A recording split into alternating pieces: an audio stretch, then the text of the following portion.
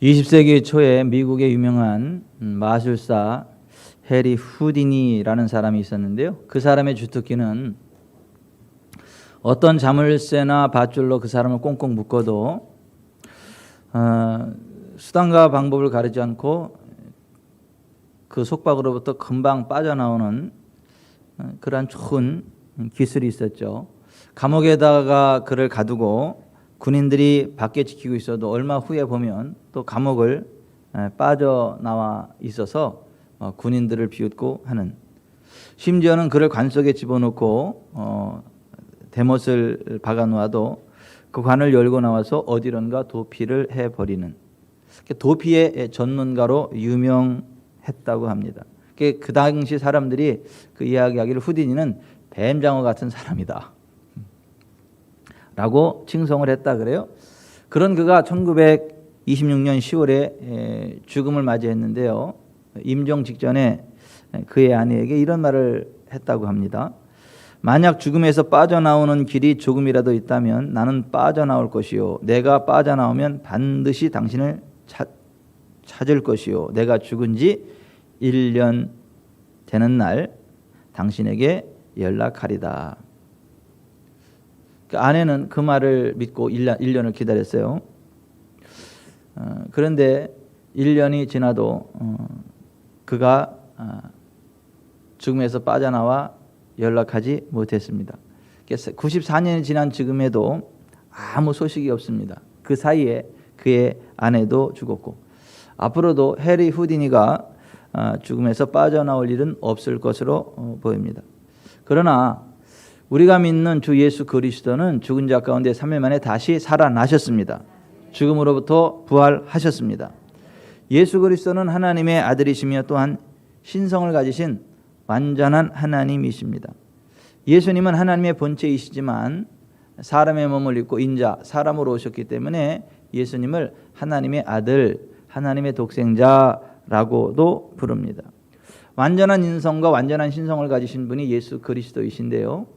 우리와 똑같이 연약한 인성을 지니셨기 때문에 우리처럼 배고프고 아프고 슬프고 고통스럽고 피곤하고 이런 것들을 동일하게 느끼시는 분이셨다라고 하는 것이고, 채찍질을 당하실 때 그 모진 고통과 아픔, 십자가에 매달려 물과 피를 다 쏟으실 때에 그 모진 고통을 우리와 똑같이 다 느끼시는 완벽한 인성을 지니신 분이셨다라고 하는 것입니다. 근데 예수 그리스도께서 채찍질을 당하시고 십자가에 매달려 죽으시기 전에 무슨 말씀을 하셨느냐 하면, 내가 구약에 예언된 선지자들의 예언처럼 장로들과 대제사장들에게 핍박을 당하고 죽임을 당하게 될 건데 죽은 자 가운데 3일 만에 다시 살아날 거다. 요나가 밤낮 사흘을 물고기 뱃속에 있었던 것처럼 인자, 나도 밤낮 사흘을 땅속에 있으리라. 그리고 3일 만에 다시 살아나리라고 말씀해 주셨고, 예수님은 실제로 말씀하신 그대로 3일 만에 죽은 자 가운데 다시 살아나셨습니다. 그 마술사 해리 후디니는 죽음으로부터 빠져나오지 못했지만 우리 주님 예수 그리스도는 구약에 예언된 대로, 그리고 본인이 예언하신 그대로 죽은 자 가운데 3일 만에 다시 살아나셨다라고 하는 것입니다. 오늘 2000년 전 예수께서 죽은 자 가운데 3일 만에 다시 살아나신 이 부활의 사건을 살펴보면서 이것이 우리에게 어떤 의미를 갖는지에 관한 말씀들을 나누어 보고자 합니다. 예수 그리스도는 지금도 살아계시고 하나님 보좌 우편에 계셔서 만유를 통치하고 계시는 걸 믿으시기 바랍니다. 또 지금 이곳에 우리와 함께하는 걸 믿으시기 바랍니다. 만약 예수 그리스도께서 아직도 무덤에 계시고 살아나오지 못하셨다면 어떻게 될까? 오늘 본문에 예수 그리스도께서 죽은 자 가운데 다시 살아나지 못했다라고 한다면 6가지의 부정적인 답변이 나오고 있는데요. 첫째로, 우리의 전파하는 것이 헛된 것이다. 그러니까 사도들이 전파하고 우리가 전도하는 이 모든 것들이 헛된 것, 거짓말이다라고 하는 것이고, 또 우리의 믿음도 헛된 것이 된다. 또 하나님에 관한 사도들의 증언도 모두 거짓 증언이 될 거다. 그리고 예수 그리스도를 믿는다라고 하는 모든 사람들이 여전히 죄 가운데 있게 될 것이다. 그리고 그리스도 예수를 믿고 죽은 자들, 그리스도 예수 안에서 잠자는 자들도 다 망했을 것이다. 마지막으로 부활이 없다고 한다면 이 세상 모든 사람들 가운데 예수 그리스도를 믿는 사람들이 가장 불쌍한 사람들이고 어리석은 사람들이 될 것이다 라고 말씀하고 있습니다. 더 나아가서 예수 그리스도의 부활이 없다면, 그리고 우리의 부활이 없다면 기독교는 정신병자들의 모임입니다. 부활이 없다면 저도 정신 나간 사람들이고 여러분도 정신 나간 사람들이 될 것입니다. 그러나 우리 주 예수 그리스도는 죽은 자 가운데 다시 살아나셨습니다. 그러므로 이 6가지의 부정적인 전제가 다 바뀌어서 6가지 긍정적인 답변으로 우리에게 다가오게 됐습니다. 예수 그리스도의 부활 까닭에 우리는 죄사함의 확증을 갖게 되었습니다. 예수께서 부활하셔서 우리에게 첫 번째 주신 선물은 우리가 죄사함 받았다라고 하는 죄사함의 확증이라고 하는 것입니다. 오늘 고린도전서 15장 17절을 보십시오. 그리스도께서 다시 살아나신 일이 없으면 너희의 믿음도 헛되고 너희가 여전히 죄 가운데 있을 것이요 라고 했습니다. 예수님의 부활이 없다면 우리의 죄사함이 없다라고 하는 것입니다. 예수님께서 부활하셨기 때문에 우리는 더 이상 죄 가운데 있지 않고 죄가 우리를 속박할 수 없고 죄의 저주와 우리와 상관이 없게 되었다라고 하는 것입니다. 로마서 4장 25절에도 예수는 우리가 범죄한 것 때문에 내줌이 되고 또한 우리를 의롭다 하시기 위하여 살아나셨느니라고 했습니다. 예수께서 죽은 자 가운데 부활하심으로 예수님 안에서 우리의 죄가 다 용서되어졌다라는 것이 확증되어졌다. 그 말이 진실이었다라고 하는 것이 증명되어졌다라고 하는 것입니다. 어떤 사람이 호랑이 굴 속에 들어가면서 내가 호랑이를 때려잡고 3일 만에 호랑이 가죽을 걸쳐 매고 걸어서 나올 것입니다 라고 이야기를 했는데 3일이 지나도 안 나와요. 1년이 지나도 안 나와요. 어떻게 된 거예요? 호랑이 도시락되고 만 거예요. 근데 그 사람이 정말 3일 만에 호랑이를 때려잡고 가죽을 들쳐매고 나왔다라고 하면 그 사람의 말은 진실인 거예요. 그 사람은 믿을 만한 사람이고 그가 하는 모든 말은 진실이지 거짓이 아닌 거예요. 그런 식으로 우리 주 예수 그리스도께서 내가 죽은 자 가운데 3일 만에 다시 살아나리라. 그리고 내가 흘리는 피는 죄 사함을 얻기 위하여 흘리는 언약의 피고 새 언약의 피다.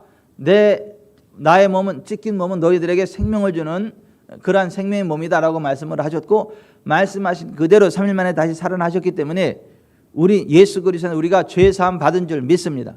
예수님의 모든 말씀이 진실임을 믿습니다. 그래서 우리가 예수 그리스도를 정말 믿으면 우리는 죄 사함 받은 하나님의 백성이 되는 거예요. 죄 사함 받은 하나님의 백성들은 어떻게 살아야 되나? 내가 거룩하니 너희도 거룩할지어다. 하나님 그렇게 말씀하셨거든요. 예수 그리스도 안에서 죄 사함 받고 하나님의 백성이 되었다면, 천국 백성이 되었다면 거룩한 삶을 살아가야 됩니다. 죄를 떠나서 하나님 기뻐하시는 삶을 살아가야 됩니다. 예수 그리스도를 믿는다고 하면서 여전히 죄악 가운데 살아가면 하나님 기뻐하시지 않습니다. 하나님이 징계하십니다. 매를 드십니다. 예수를 믿고 하나님의 자녀라고 하면서 죄의 길을 계속해서 걸어가면 하나님이 깨닫도록 마음에 부담을 주세요. 그래서 마음을 막 짓눌리셔가지고 견디지 못해 숨도 잘 못 쉬게 해요. 그래도 계속 회개하지 않으면 몸에 병이 옵니다. 재정이 손에 생기기 시작합니다.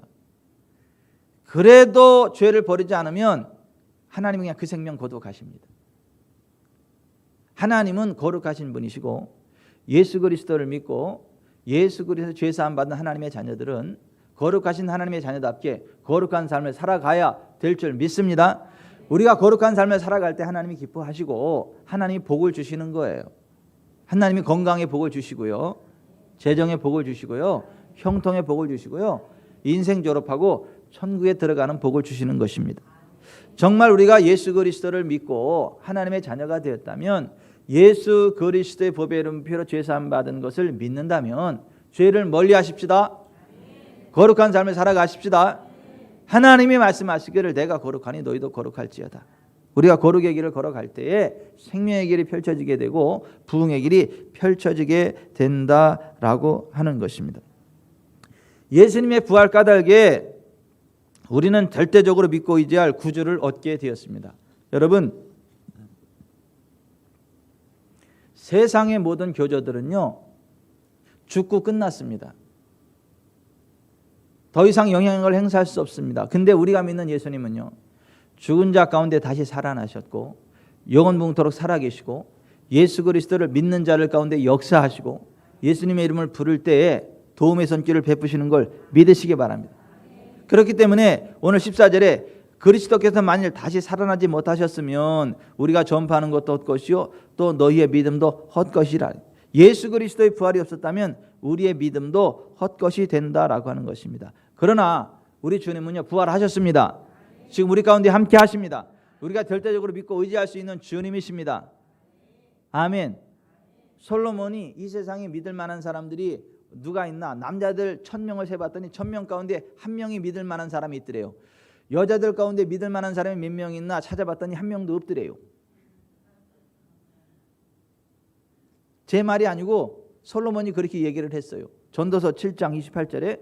그러면서 29절에 뭐라고 얘기를 하냐 하면 내가 깨달은 것은 오직 이것이라 곧 하나님은 사람을 정직하게 지으셨으나 사람이 많은 꾀들을 낸 것이니라 그랬어요. 하나님은 사람을 정직하게 지으셨지만 사람들은 꾀들을 내고 속인다라고 하는 거예요. 그래서 이 세상에 내가 정말 믿고 의지할 수 있는 사람을 단 한 사람이라도 얻는다면 그 사람은 성공한 인생이다. 이 세상에 정말 믿고 신뢰하는 사람이 단 한 사람만 있어도 어떤 일이든 할 수 있다라고 하는 것입니다. 그러므로 결혼을 했다면 어떤 일이 있어도 남편은 아내를 믿어줘야 되는 거예요. 또 아내는 어떤 일이 있어도 남편을 믿어줘야 되는 거예요. 비록 실수했을지라도 끝까지 믿어주고 격려하고 세워주고 하나 되어 나아갈 때에 그 가정이 아름답게 세워지고 또 모든 불가능한 일들도 가능함으로 바꿔갈 수 있다라고 하는 것입니다. 그런데 요즘은요 자식도 부모를 못 믿고 부모도 자식을 못 믿고 또 부부도 서로 믿지 못하는 세상이 되었다라고 하죠. 어떤 아버지가 온탕에 들어가서 시원하다 했더니 그걸 보고 있던 아들이 그 불탕으로 신나게 뛰어들어갔다가 어뜨고 하고 뛰어나면서 하는 말이 세상에 믿을 사람 하나도 없네 라고 했다고 하죠.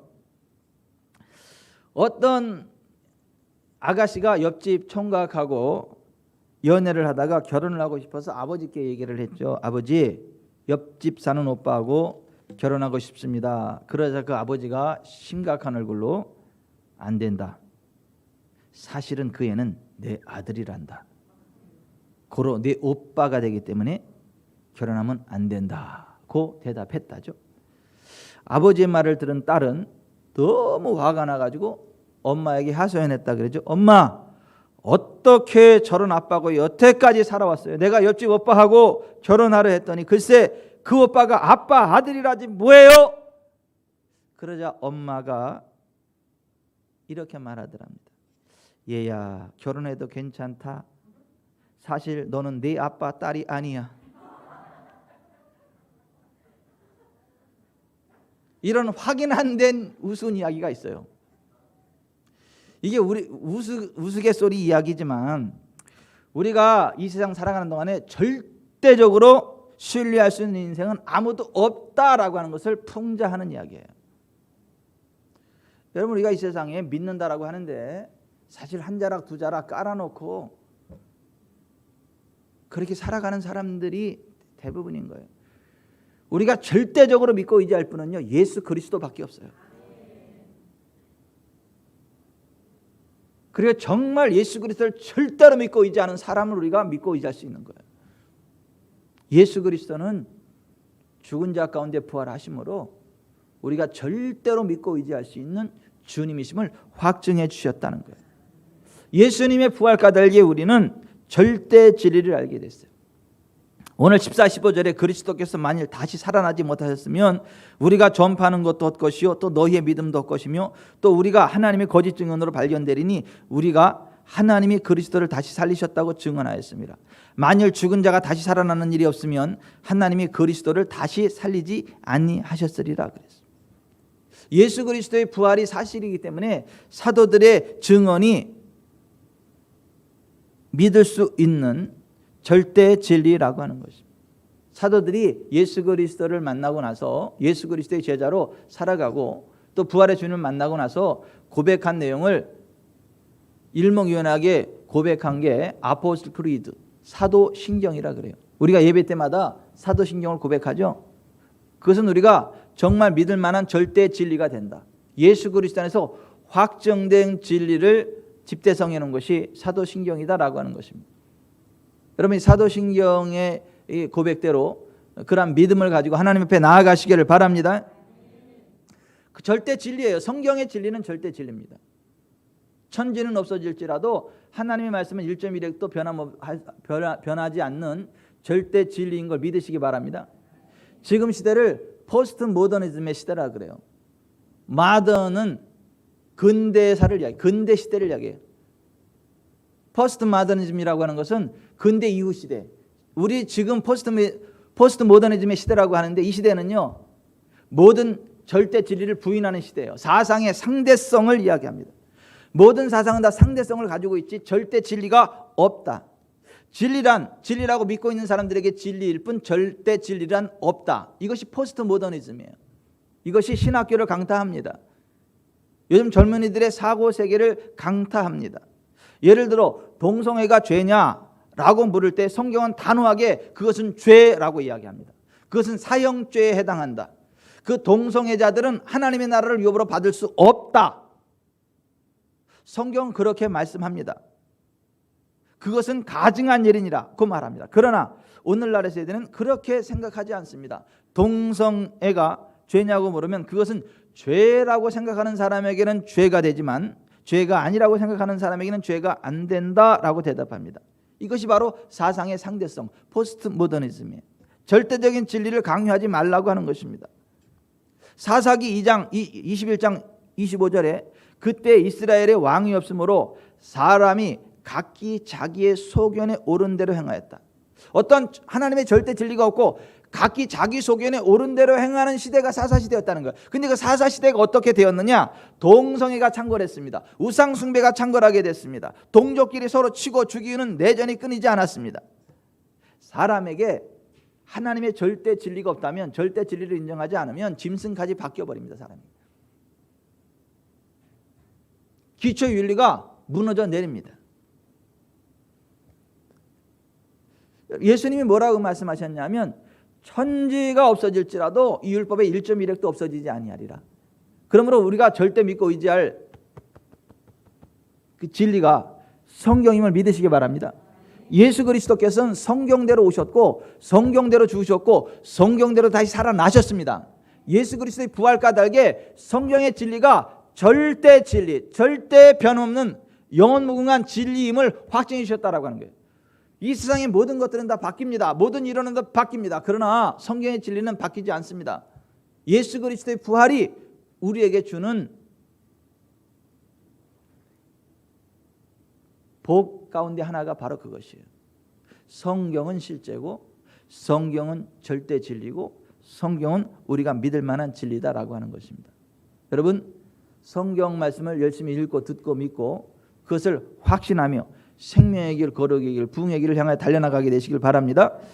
여러분, 예수님의 부활 까닭에 사도들의 증언과 우리들의 증언이 의미를 갖는다라고 하는 거예요. 14절에 그리스도께서 만일 다시 살아나지 못하셨으면, 그러니까 부활이 없다면 우리가 전파하는 것도 헛것이요 또 너희의 믿음도 헛것이며 라고 했습니다.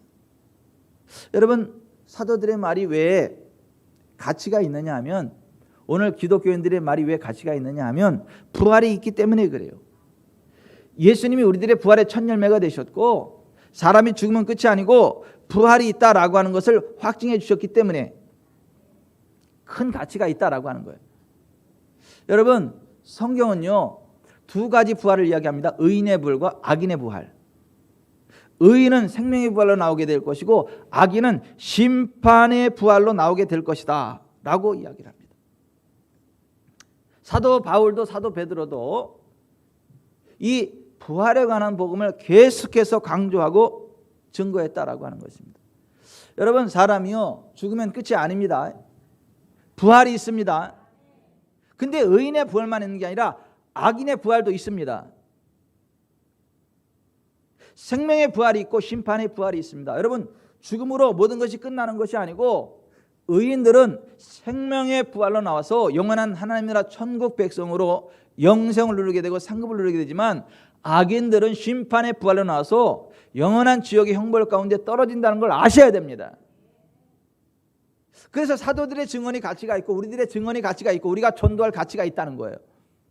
여러분, 세상은요 하나님을 알지 못합니다. 세상은요 내세를 알지 못합니다. 그래서 그들은요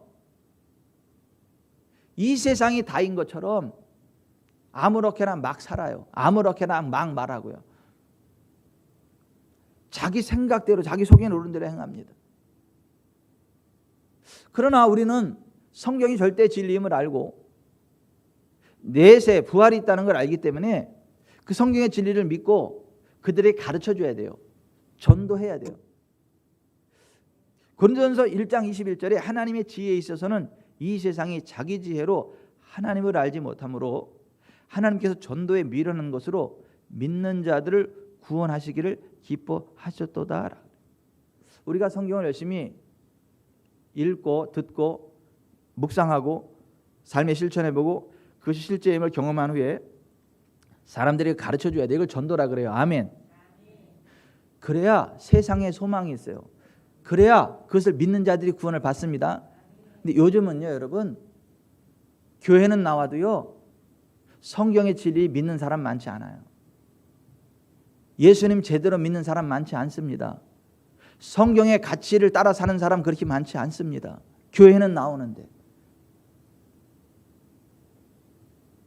심지어는 교회의 중직자들 가운데에도 성경의 진리와 반대되는 길을 걸어가는 사람들이 그렇게 많아요. 성경의 진리와 반대되는 것들을 주장하고 성경의 진리와 반대되는 법을 만들고 성경에 반대되는 법을 만들고 그렇게 하겠다는 사람이 모 교회의 안수 집사라는 이야기를 듣고 제가 얼마나 충격을 받았는지 몰라요.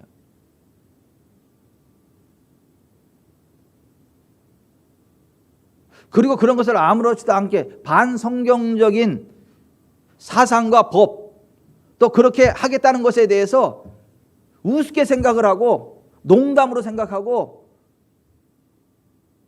가벼운 농담 정도로 여기는 것을 보면서 제가 얼마나 충격을 받았는지 몰라요. 심지어 사역자들이.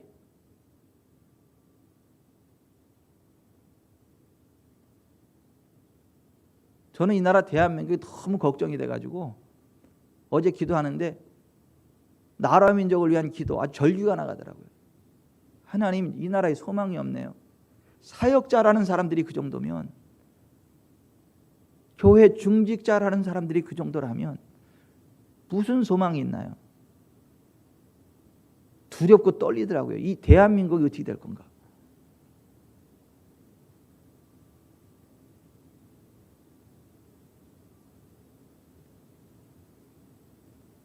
여러분, 우리는요 성경의 진리를 믿읍시다. 성경대로 믿고 성경대로 살아갑시다. 성경적이지 않은 사람과 손을 잡지 맙시다. 성경은 교만한 자와 피차 손을 잡을지라도 벌을 면하지 못하리라. 잠언 16장에 그렇게 돼 있어요. 어떤 사람들이 교만한 사람들이죠? 성경의 진리 인정하지 않는 사람들이 교만한 사람인 거예요. 하나님을 두려워할 줄 모르는 사람들이 교만한 사람들인 거예요. 자기 생각대로 살아가는 사람들이 교만한 사람. 그런 면에서 교만한 사역자들이 얼마나 많은지 몰라요. 교만한 중직자들이 얼마나 많은지 몰라요. 교만한 교인들이 얼마나 많은지 몰라요. 그런 사람하고 피차 손을 잡을지라도 벌을 면치 못한다. 여러분, 대한민국이 그러한 교만한 사람들을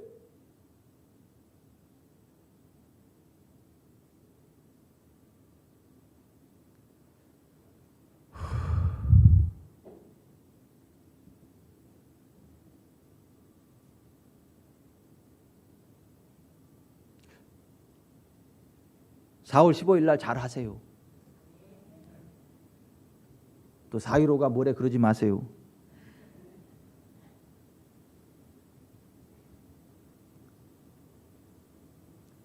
예수님의 부활 까닭에 우리의 삶은 영원한 의미를 갖게 됐어요. 오늘 19절에 보면 만일 그리스도 안에서 우리가 바라는 것이 다만 이 세상의 삶뿐이면 모든 사람 가운데 우리가 더욱 불쌍한 자이리라 그랬어요. 만약에 예수님의 부활이 없었다면, 만약에 부활이 없다라고 한다면, 만약에 내세가 없다라고 한다면 이 세상에서 가장 불쌍한 사람들이 우리들이라는 거예요. 예수님을 믿는 기독교인들이 가장 불쌍하고 바보 같고 멍청이 같은 사람들이라는 거예요. 부활이 없다면. 여러분, 주일마다 쉬지도 못하고 놀지도 못하고요, 성전에 나와서 이게 청승맞게 뭐 하는 거예요? 또 교회 오면 칭찬을 들어요? 꾸중을 훨씬 많이 듣지. 거기다가 교회 오면 돈을 줘요? 아니, 내 주머니 털어가지고 돈 내지. 시간 뺏겨, 돈 뺏겨, 에너지 뺏겨. 뭐 하는 짓이에요 지금 이게 다 바보같이. 이 세상에서 만약에 부활이 없다고 하면 예수 믿는 사람들이 가장 불쌍한 사람들이라는 거예요. 가장 어리석은 사람들이라는 거예요. 그러나 여러분, 부활이 있습니다. 내세가 있습니다.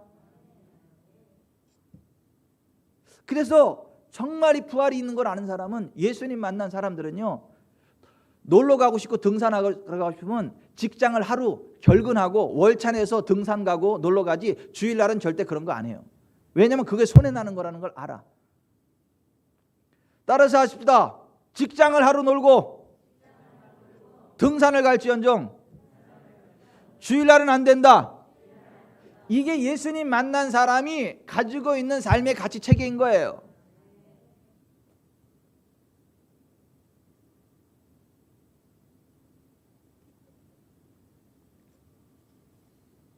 여러분, 우리의 예배, 우리의 헌신, 우리의 봉사, 이런 것들이 결코 헛되지 않습니다.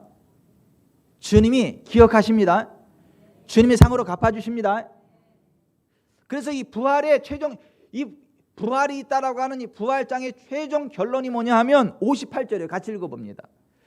이 부활에 대해서 이야기하면서 부활절의 최종 결론이, 부활장의 최종 결론이 뭐냐면 58절 같이 읽습니다. 시작.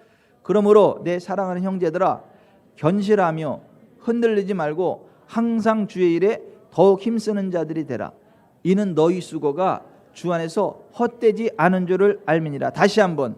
그러므로 내 사랑하는 형제들아, 견실하며 흔들리지 말고 항상 주의 일에 더욱 힘쓰는 자들이 되라. 이는 너희 수고가 주 안에서 헛되지 않은 줄을 알미라. 아멘. 여러분, 주 안에서 우리 모든 수고가 결코 헛되지 않습니다. 주님이 기억하십니다. 이 땅에서도 갚아주십니다. 내세에서 갚아주십니다.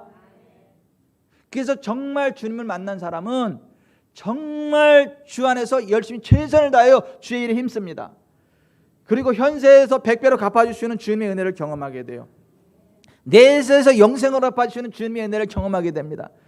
그래서 육체의 연습은 약간의 유익이 있지만 경건은 범사에 유익하니 금생과 내생의 약속이 있느니라. 성경 그렇게 말씀하네요. 따라서 합시다. 경건은 범사에 유익하니 금생과 내생의 약속이 있느니라.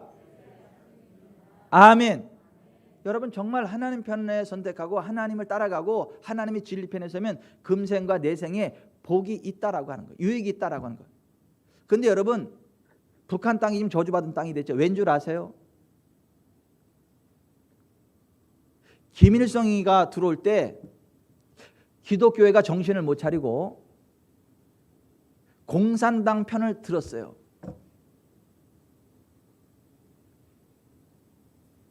김육도 목사님이 그랬고, 북한의 기독교 지도자들이 김일성에게 쏘갔어요. 그를 열렬하게 세워줬어요. 하나님을 대적하는 공산주의 사상을 받아들였다고요.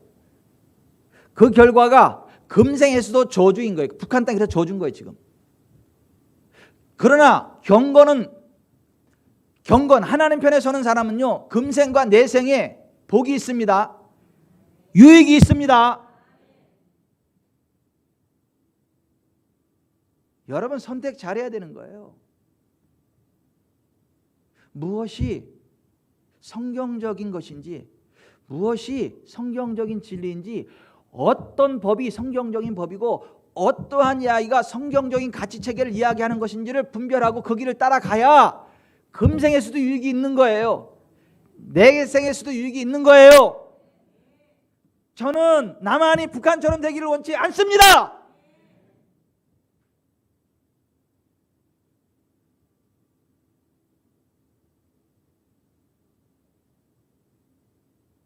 북한의 지하 교인들은 죽어서 천국 갈지는 모르겠지만 금생에선 너무 저주스러운 삶을 살잖아요. 지금 숨도 제대로 못 쉬고 숨어서 예배드리고, 예배드리다 잡히면 그냥 즉결 처형 당하면 차라리 행복이요, 정치범 수용소에 가가지고 짐승반도 못한 취급을 받으면서.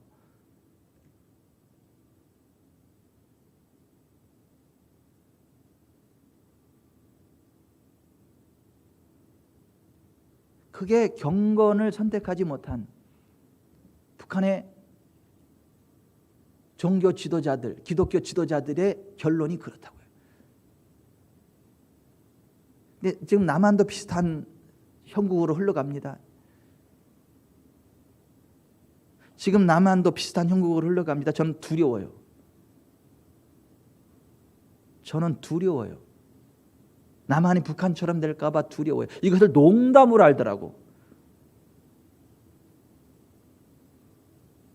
목회자라고 하는 분들이 이걸 농담으로 알더라고요.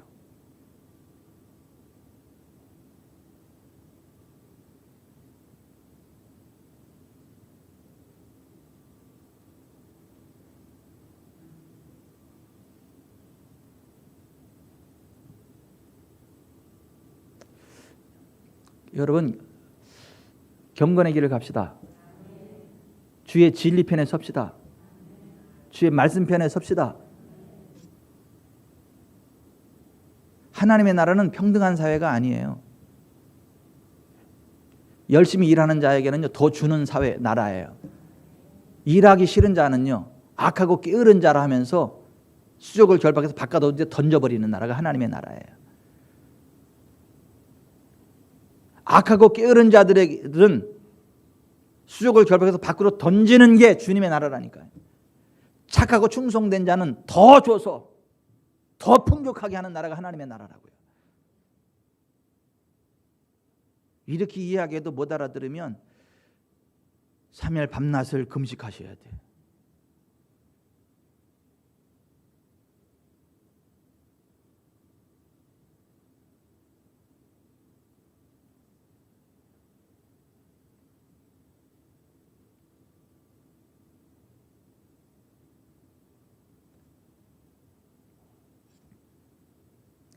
여러분, 천국이 있습니다. 그리고 우리가 이 세상 살아가는 동안에 주의를 얼마나 힘썼느냐에 따라서 별의 영광을 누릴 건지, 달의 영광을 누릴 것인지, 해의 영광을 누릴 것인지가 결정이 된다. 성경은 그렇게 이야기를 해요. 여러분, 똑같은 빛이어도 별빛, 달빛, 햇빛이 다르죠. 하나님 나라 갔을 때 평등한 나라가 아니에요. 똑같은 나라가 아니라니까요. 각 사람이 행한 대로 갚으신다고요. 각 사람이 행한 대로 갚으신다고요. 해의 영광을 누릴 사람이 있는가 하면 달의 영광을 누릴 사람이 있고, 별의 영광을 누릴 사람이 있고, 바깥 어두운 데 쫓겨나 거기서 슬피 울며 이를 갈 사람이 있다고요. 저는 우리 가운데 밖에 쫓겨나 거기서 슬피 울며 이를 가는 사람 하나도 없기를 바랍니다. 악하고 게으른 종 하나도 없기를 바랍니다. 착하고 충성된 종이 되어서 금생과 내생의 유익이 있는, 현세에서 백배를 누리고 내세에서 영생을 누리는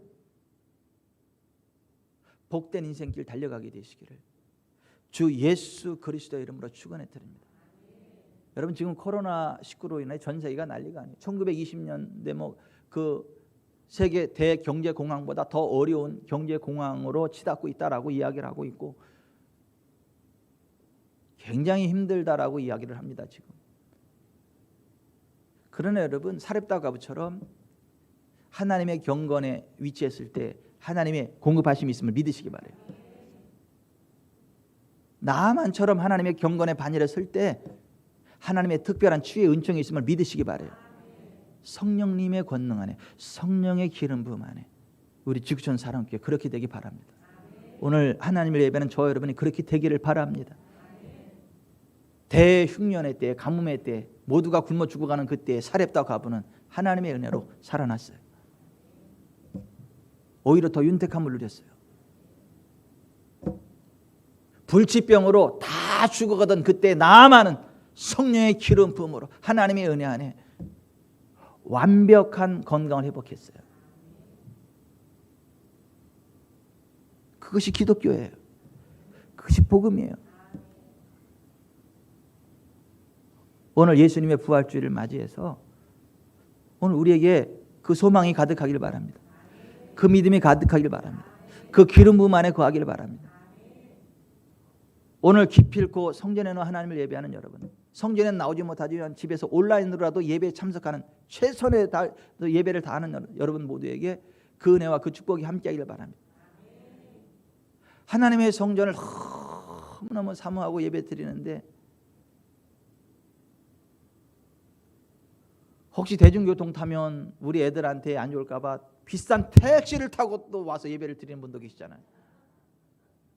돈이 문제가 아니에요. 돈이 문제가 아니에요. 지금 돈이 한두 푼이 아니에요. 근데 돈이 문제가 아닌 거예요. 지금 우리 교회 성도들은 그래.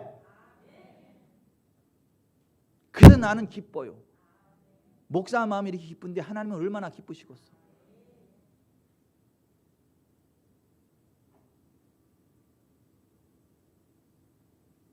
이 코로나19 때문에 교회 못 가게 하는 직장도 있어요. 교회 가려면 사표 내고 가라.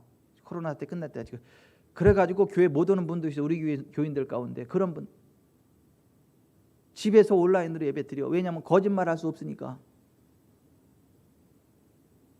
근데 온라인으로 예배가 잘 안 된대. 집중이 잘 안 된대. 정말 온 마음과 힘과 뜻과 정성을 다 예배를 드리는데도 집중이 잘 안 된대. 성전이 너무너무 그립대요. 그래서 1부 때 집중해서 예배 드리고 2부 때 집중해서 예배 두 번에 걸쳐서 예배를 드린대. 그러면서 코로나 사태가 벌어지기 전까지는 주일 예배 성전에 와서 드리는 게 그렇게 감사한 줄 별로 그런 거 잘 몰랐대. 성전에 와서 기도하고 이러는 게 얼마나 감사한지를 그렇게 뭐 뼈저리게 못 느꼈대. 그런데 이 코로나19 사태로 직장에서 교회도 못 나가게 하고 그래서 집에서 어쩔 수 없이 온라인으로 예배를 드리면서 이야, 성전에서 예배 드리는 게 이렇게 귀하고 값진 거였구나. 코로나19 사태만 끝나봐라. 내가 날마다 성전에 가서 기도하리라. 막 그런 마음이 풀리듯 일어난대.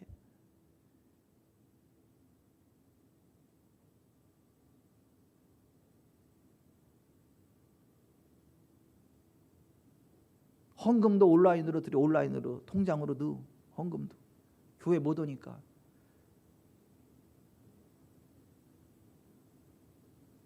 성전에 오고 싶은데, 성전에 와서 정말 하나님 임재하신 것 예배를 드리고 싶은데, 성도들과 서로 사랑과 사랑을 격려하며 예배 드리고 싶은데 그럴 수 없는 상황이라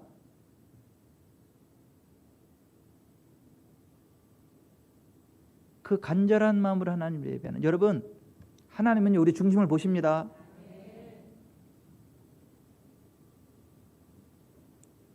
주 안에서 우리의 수고가 결코 헛되지 않습니다. 부활이 없다면 우리가 가장 불쌍한 자들이에요. 미련한 자들이에요. 바보 같은 자들이에요. 그러나 부활이 있기에 우리가 가장 복받은 자들인 거예요. 가장 현명한 자들인 거예요.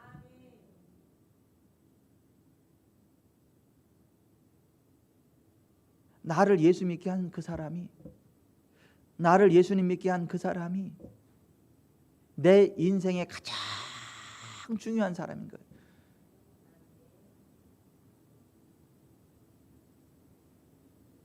제가 말씀을 맺겠습니다. 여러분, 예수님의 부활 까닭에 성경이 절대 진리임을 알게 됐습니다. 예수님 우리가 절대 믿고 의지할 주님이심을 알게 됐습니다. 영원한 내세가 있음을 알게 됐습니다. 천국이 있고 지옥이 있음을 알게 됐습니다. 그러므로 우리가 예수님을 믿는 자답게 주 안에서 열심히 주님을 섬기고 교회를 섬기는 삶 살아가게 되시기를 주 예수 그리스도의 이름으로 축원해 드립니다.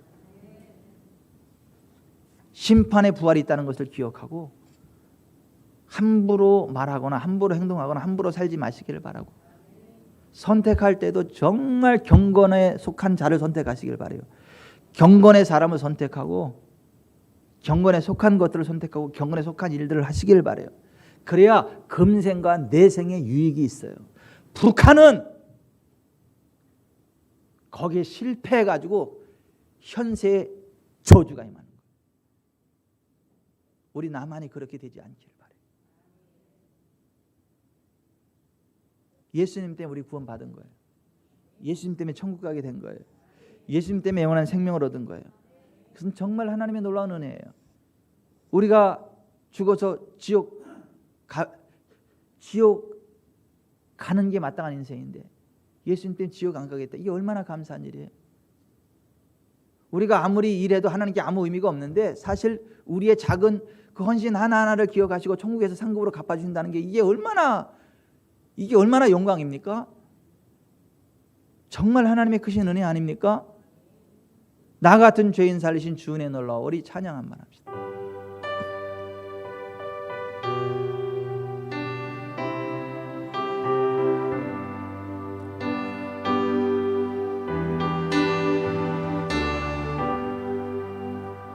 나 같은 죄인 살리신 주 은혜 놀라워.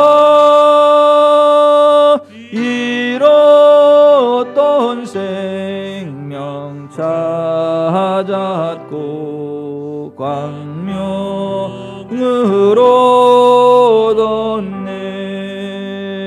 큰 죄악에서 건지신 주 은혜 고마워. 나 처음 믿은 그 시간 귀하고 귀하다.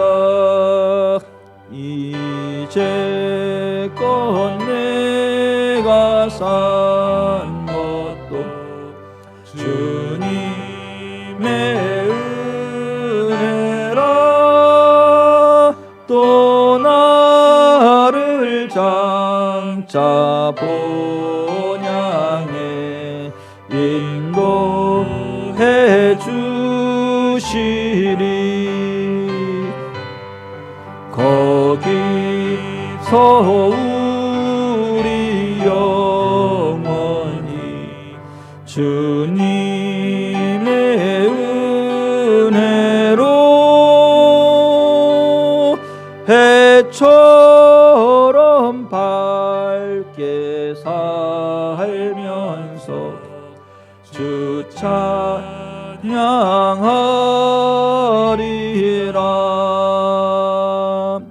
아멘. 여러분 가슴에 손을 얹고 기도합시다. 예수님 부활하셨습니다. 여러분 죽음은 끝이 아닙니다. 부활이 있습니다. 생명의 부활이 있고 심판의 부활이 있습니다. 천국이 있고 지옥이 있습니다. 예수님 부활하신 까닭에 우리의 죄가 용서받았다는 확증을 얻게 되었습니다. 예수님의 모든 말씀이 절대 진리고 성경이 절대 진리임을 알게 되었습니다. 경건의 유익은 금생과 내생의 유익이 있다. 북한은 경건을 선택하는 데 실패했어요. 북한의 기독교 지도자들이 김일성에게 쏘갔어요. 그래서 그를 환영했어요. 그를 지도자로 인정했습니다. 그 결과가 저주였어요. 지금 북한이에요.